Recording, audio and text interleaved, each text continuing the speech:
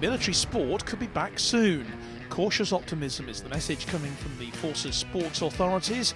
That's for a military denied sporting action for so long because of the COVID pandemic.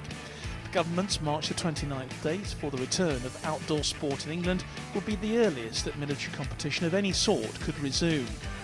RAF Sport have said initially it would only be as off-duty activity, following the stipulations of national sporting governing bodies and at a local level.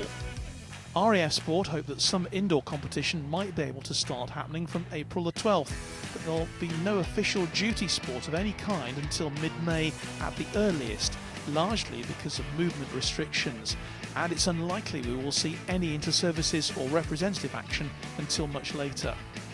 But the good news is that sports like golf, tennis, angling and archery, which led the way last year when the first lockdown was eased, would get the green light to restart again. One interesting example is cricket.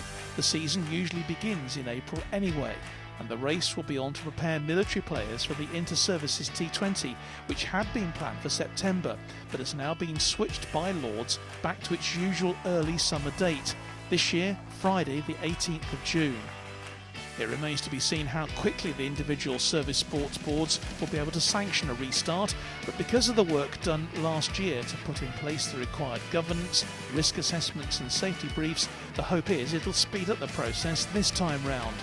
The Navy are said to be like coiled springs, ready to get going again, and that will apply across the board as and when it is safe to do so.